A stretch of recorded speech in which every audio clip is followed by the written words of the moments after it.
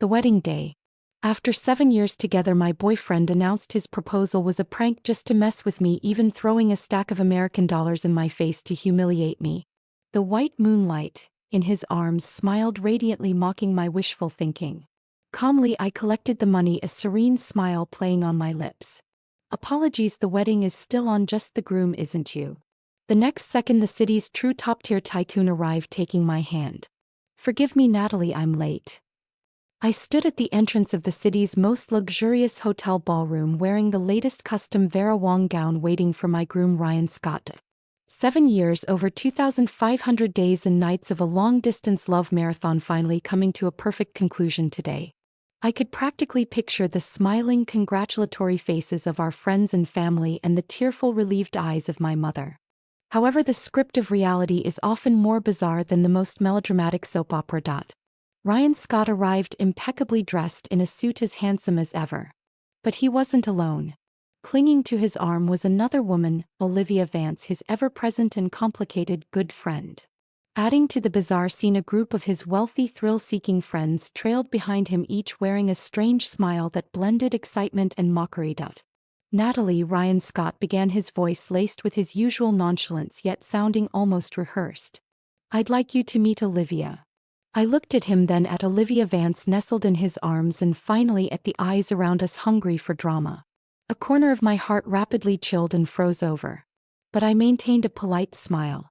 We've met, Miss Vance. Looks like you two already know each other. Ryan Scott raised an eyebrow, his tone laced with amusement. That's convenient, saves me the trouble of explaining. He paused, his gaze sweeping over my pristine white wedding dress, a cruel smile playing on his lips. Natalie, you look lovely today. But who told you we were getting married today? A ripple of stifled laughter spread through the crowd. The smile on my face remained fixed, but inside a storm was brewing. I couldn't panic, not now. Weren't you the one on the phone last night? I tried to remind him. Oh, that. Ryan Scott snapped his fingers as if suddenly remembering, then laughed even harder. That was from a game of truth or dare with my friends. The dare was to propose to you. We even had a bet on whether you'd actually believe it and show up here in a wedding dress. Hey, tisk, looks like I won. He pulled a thick wad of $100 bills from his suit pocket and casually tossed them onto the ground in front of me, like dismissing a worthless beggar. Here, consider this compensation. After all, you made a wasted trip and dressed up so nicely. I feel kind of bad about it. Whoosh. Greenbacks scattered across the floor, the verdant paper a stark contrast against my pristine white dress, felt like a slap in the face. The suppressed laughter around me finally exploded, a tidal wave of mockery. Camera shutters clicked relentlessly, freezing my humiliation in time. 7 years of love reduced to a bet, a joke for their amusement. To everyone's surprise, I didn't cry, didn't yell, didn't even betray a hint of anger or hurt. Amidst the stunned silence, I gracefully, deliberately bent down, collecting the scattered bills one by one. I smoothed out each wrinkle meticulously before placing them in my purse. My composure seemed to unsettle Ryan Scott, diminishing the impact of his little spectacle. Olivia Vance nestled in his arms, broke free, at just the right moment. She approached me, her face etched with feigned apology, yet her eyes gleamed with the triumph of a victor. Natalie, I'm so sorry. We honestly didn't think you'd take it seriously. Ryan just loves to joke around, please don't take it to heart. Even as she apologized, her gaze boldly swept over my wedding dress, the smug smile playing on her lips, practically overflowing. It was as if she were silently asserting her dominance, mocking my foolishness and unfounded affections. It's fine, I said, looking at her, my voice flat and devoid of emotion, with even a hint of barely perceptible pity. It's just a game. I can play. My reaction was clearly not going according to their planned script.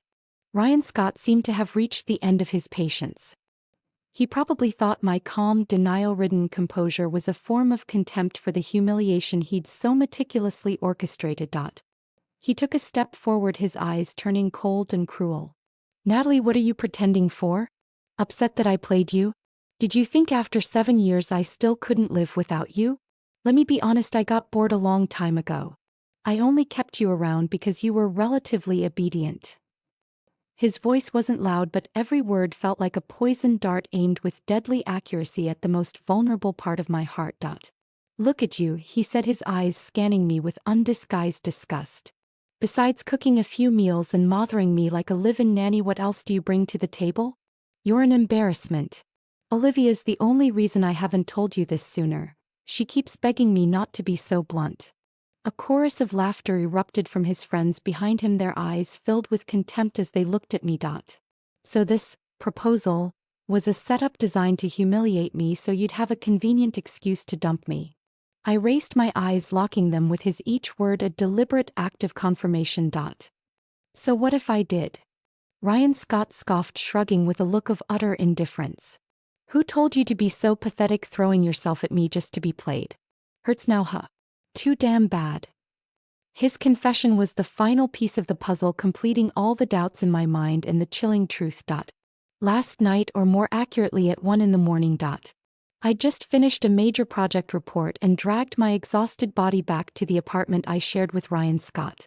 The living room was empty, but I could hear the muffled sounds of his video call with friends coming from the master bedroom, mixed with the clamor of a game and unrestrained laughter.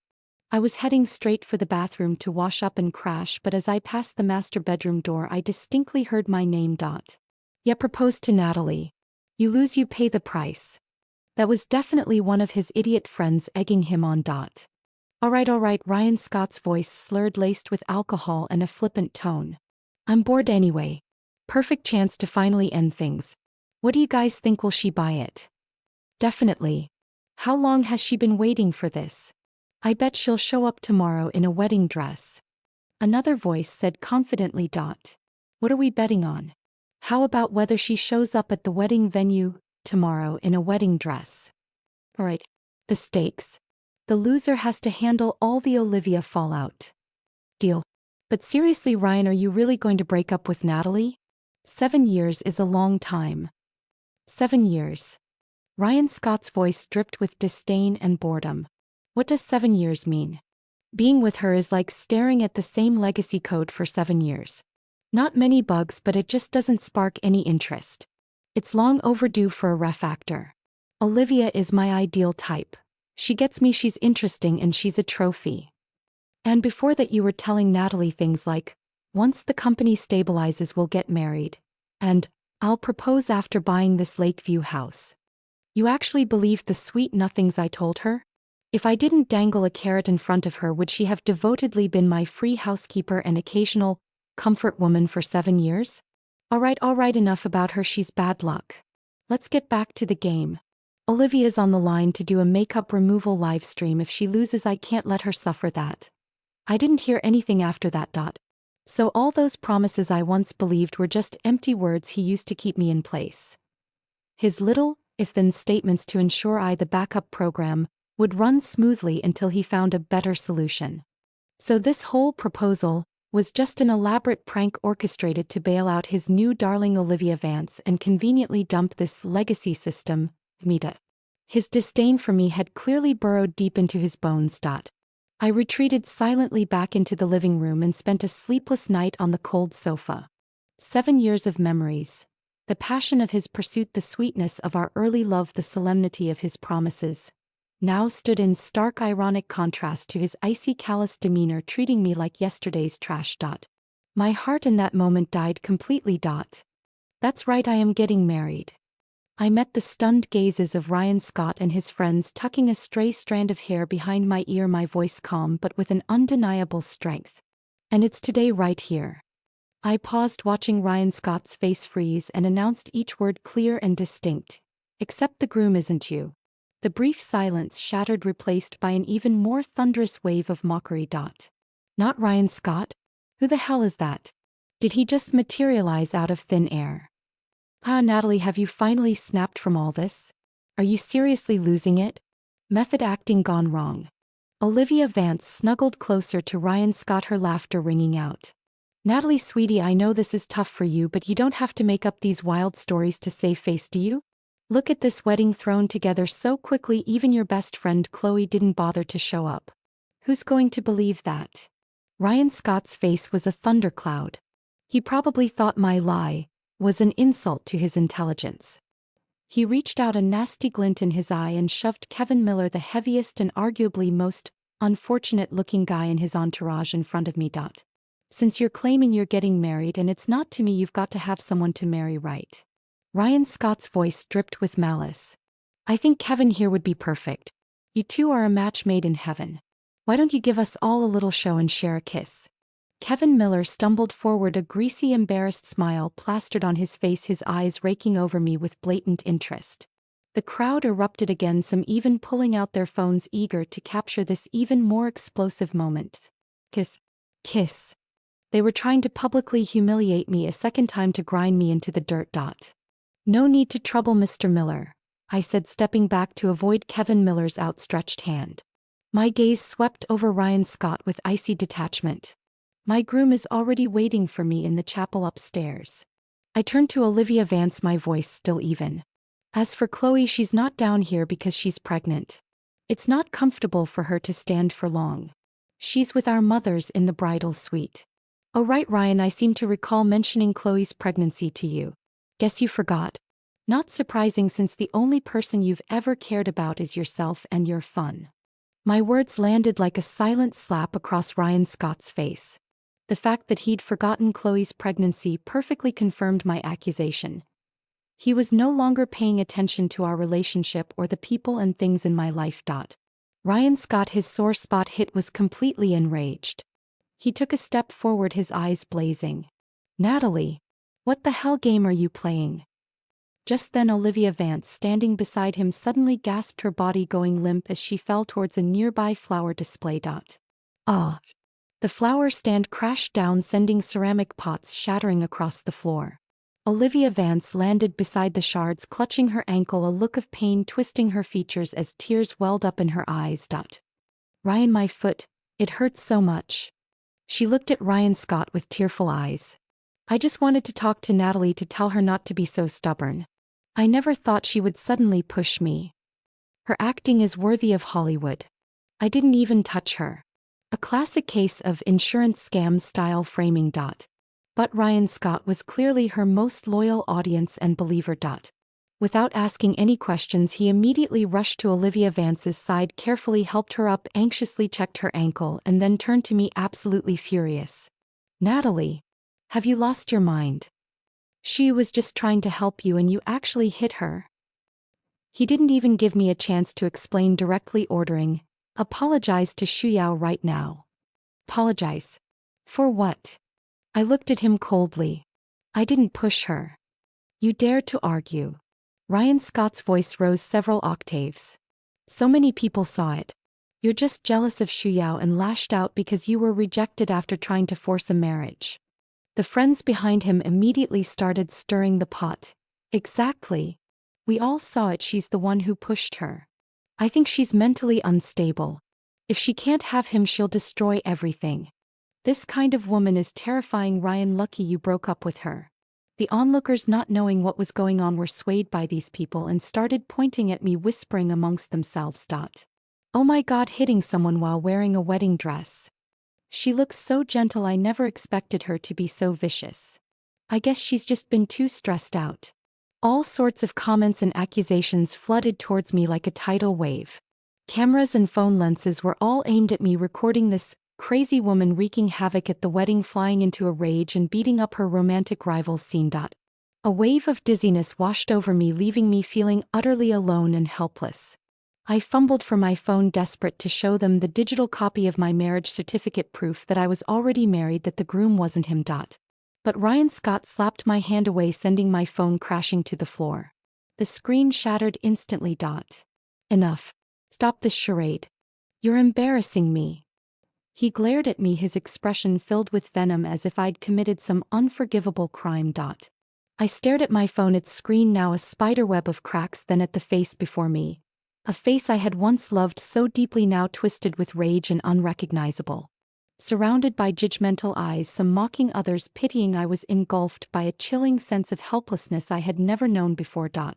Just then a steady magnetic voice cut through the noise and chaos, ringing out clearly. I believe there might be a misunderstanding here. The crowd parted, forming a path. A man walked forward with a confident stride. He possessed a commanding presence clad in a bespoke charcoal gray suit that spoke of understated elegance and refinement. His features were sharply defined, his gaze steady and piercing as if he could see right through you.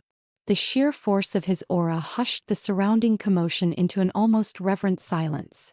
Every eye in the room, including those of Ryan Scott and Olivia Vance, was drawn to this man who had appeared as if from nowhere. He walked directly to me, completely disregarding the stares of the crowd and the mess on the floor, not even sparing Ryan Scott a glance. He removed his suit jacket and draped it gently over my shoulders, which were beginning to feel the chill through my thin wedding dress. The gesture was effortless, considerate, and imbued with a familiar tenderness. Then he gently took my hand, looking down at me with a hint of apology and reassurance in his eyes. "I'm so sorry, Natalie. Traffic was a nightmare. I'm late." His voice was low, but it held a comforting strength. In that moment, all the grievances, embarrassment, and coldness seemed to melt away under the warmth of his palm. My eyes unexpectedly welled up. I looked at him and gently shook my head. He was my groom, Ethan Thorne. Ethan Thorne's arrival instantly made the atmosphere of the entire scene fraught with tension. Ryan Scott clearly recognized Ethan Thorne. The anger and disdain on his face instantly morphed into shock and disbelief, even tinged with a hint of barely perceptible dread. "Thorne? Ethan Thorne? What are you doing here?" Ethan Thorne finally turned his gaze to Ryan Scott, his tone calm but laced with undeniable authority. "Mr. Scott, my presence here is hardly your concern. However, I believe you and your friends have caused my wife a considerable amount of distress." "Your wife?" Ryan Scott sounded like he'd heard the joke of the century. "Ethan Thorne, you've got to be kidding me. Her? There's no way she's your wife." Olivia Vance and her crowd of trust fund friends were equally stunned and disbelieving. Ethan Thorne? The current CEO of Thorne Industries, a true titan in their circle, with wealth and status levels above the Scotts by several orders of magnitude. There was no way Natalie could be married to someone like that. This wasn't how the story was supposed to go. Ethan Thorne ignored their disbelief. He tilted his head slightly, gesturing to the assistant behind him. The assistant immediately stepped forward and opened several elegant gift boxes he was carrying, revealing exquisitely packaged premium chocolates and custom-scented candles. "Ladies and gentlemen," Ethan Thorne's voice was smooth yet held a distinct reserve. "Today is Natalie's and my wedding day. Thank you for your interest. These small gifts, a token of our appreciation, are wedding favors. If you have nothing further, we should be going to the ceremony." The clear brand logos and the rarity of the chocolates on the boxes silently proclaimed the groom's status and wealth, confirming the authenticity of the wedding. The onlookers erupted in a collective gasp, and the tide of opinion immediately shifted. "Oh my God. The groom is Ethan Thorne. I knew it. This woman has way too much class to do something like that. So the ex-boyfriend and the other woman are deliberately causing trouble here. How awful." "Exactly. To be humiliated like that while wearing a wedding dress, and then to be falsely accused of assault, how awful." Look at Ethan Thorne's composure and then look at this Scott guy. They're worlds apart. The crowd that had been pointing and gossiping about me just moments ago had now turned their attention to Ryan Scott and Olivia Vance. The cameras shifted, their lenses now focused on them. I imagined the captions would read something like, "Wealthy jerk shames ex-girlfriend with mistress backfires spectacularly." Ryan Scott's face went from red to white, a truly awful sight. Olivia Vance dropped the act of playing the victim.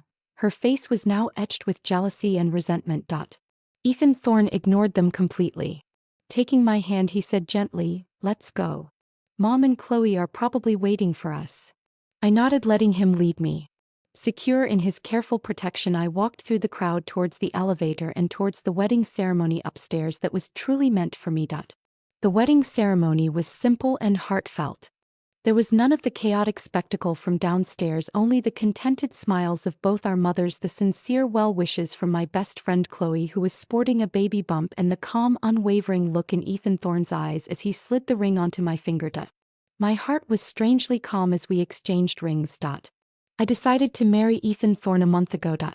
Back then, my mother was diagnosed with terminal cancer and didn't have much time left. Her greatest wish was to see me settled down and find someone I could spend my life with. Me. After experiencing Ryan Scott's increasingly obvious coldness and perfunctory attitude, I had already lost faith in love. Fulfilling my mother's wish became my biggest obsession at the time. It was at this time that I met Ethan Thorne through an introduction from both of our mothers, who were old acquaintances. The head of Thorne Industries, young and promising, but because he was single and extremely private without even a female companion, the outside world maliciously speculated that he was gay, which even affected cooperation intentions with some conservative family businesses. He needed a wife to quell the rumors and solidify his business image. I needed a husband to fulfill my mother's wishes and put a definitive end to my failed relationship. We were a perfect match. A 1-year marriage contract, Ethan Thorne stated, getting straight to the point, his tone as detached as if discussing a business deal. We'll play the part of a loving couple, satisfying our families and the public. After a year, if we both agree, we can renew.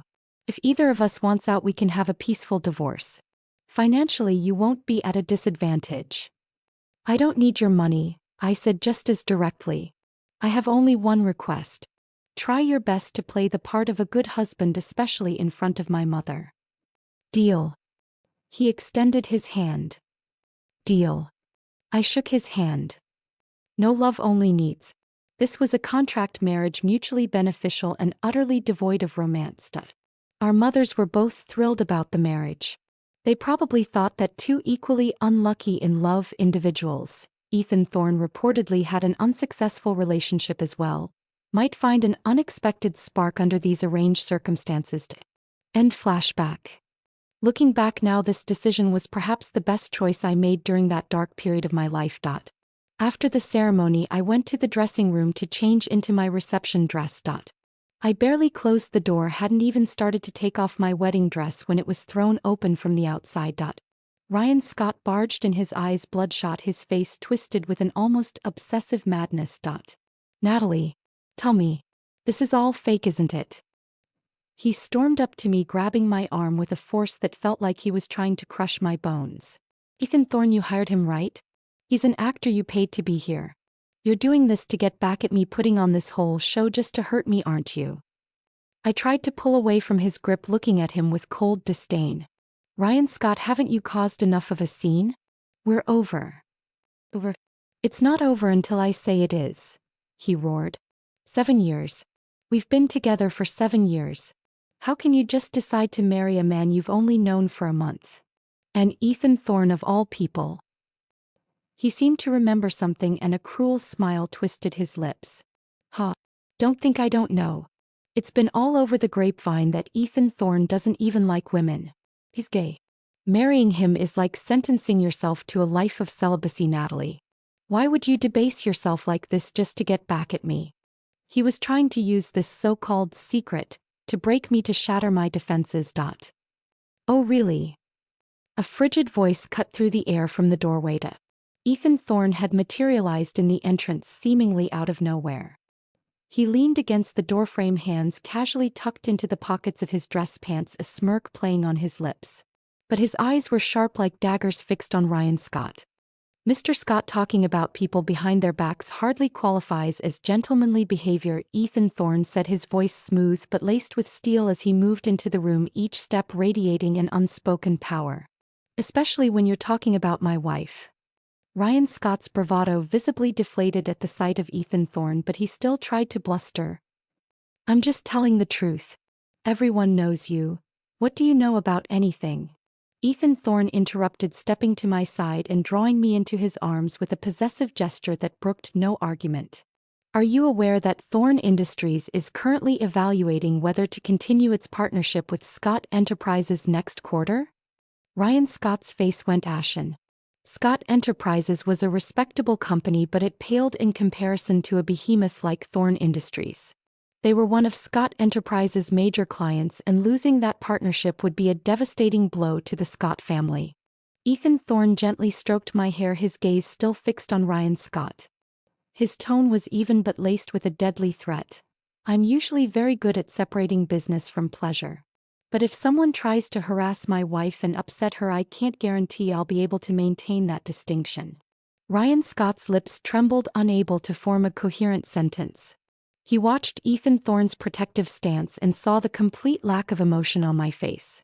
Finally, the truth dawned on him. He had lost utterly and completely. Get out. Ethan Thorne said only one word.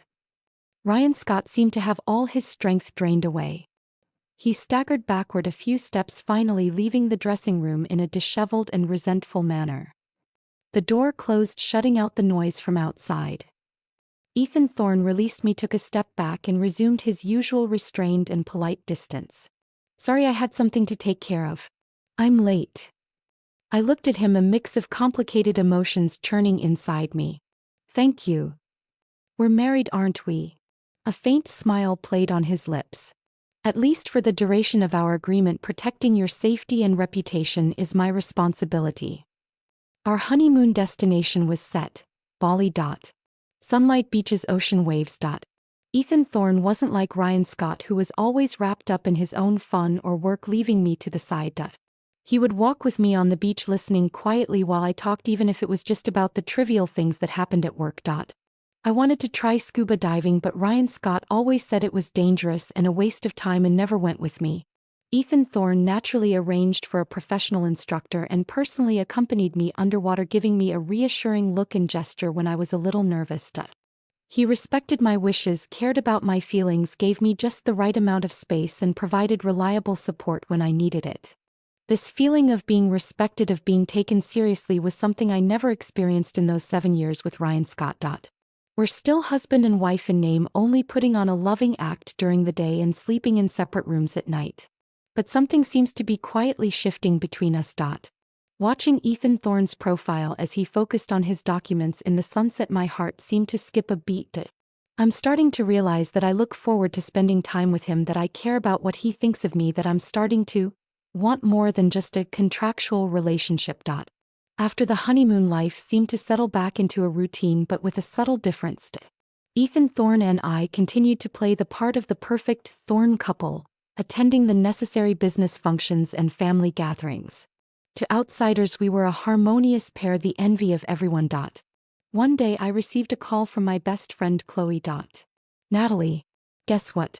Ryan Scott, that jerk, has completely crashed and burned. Chloe sounded gleefully vindictive. What's wrong? What do you think? The stunt he pulled at your wedding was caught on camera and blew up all over social media. Scott's stock even took a hit. His dad was so furious he stripped him of all his positions and credit cards and shipped him off to some bottom-rung branch to learn a lesson. I heard Olivia Vance dumped him too, said he was useless now. Chloe described, practically vibrating with glee. It's so satisfying. He deserves it. I listened, feeling absolutely nothing. That man, along with those 7 years, seemed like a lifetime ago, unable to stir even a flicker of emotion within me. Not long after I hung up, a strange number called. I hesitated for a moment, then answered it anyway. Natalie, it's me. It was Ryan Scott's voice, thick with exhaustion and regret. I'm sorry, Natalie. I know I messed up, I really do. I was a complete jerk on the wedding day, I was totally out of my mind. Please just give me another chance. Let's start over. His voice cracked, attempting to tug at my heartstrings. If it were before, I might have softened. But now, after everything I've been through, I'm not the girl who'd be fooled by his sweet talk anymore. Ryan, my voice was even betraying nothing. We're done. I hope you find someone who's truly right for you in the future. I didn't wait for his reply. I hung up and immediately blocked his number. This weekend, Ethan Thorne and I went to the hospital to visit Chloe and her newborn baby. The tiny infant lay in the incubator, pink and delicate, utterly adorable. Chloe, observing Ethan Thorne and me standing together, winked playfully. So when are you two planning on giving my nephew a little brother or sister? A blush crept up my neck and I scrambled for a way to change the subject. Ethan Thorne, however, simply took my hand, met Chloe's gaze, and replied earnestly, "We'll work on it." His palm was warm against mine, his tone sincere, as if it wasn't a joke but a genuine promise. It felt like a pebble had been dropped into my heart, sending ripples spreading out in endless circles. We walked out of the hospital, bathed in the warm glow of the setting sun. Reaching the car, Ethan Thorne opened the door for me but didn't immediately let me get in. He turned to face me, his deep eyes reflecting the light of the setting sun and my own reflection as well. Natalie, he said softly, his voice a low murmur. The agreement.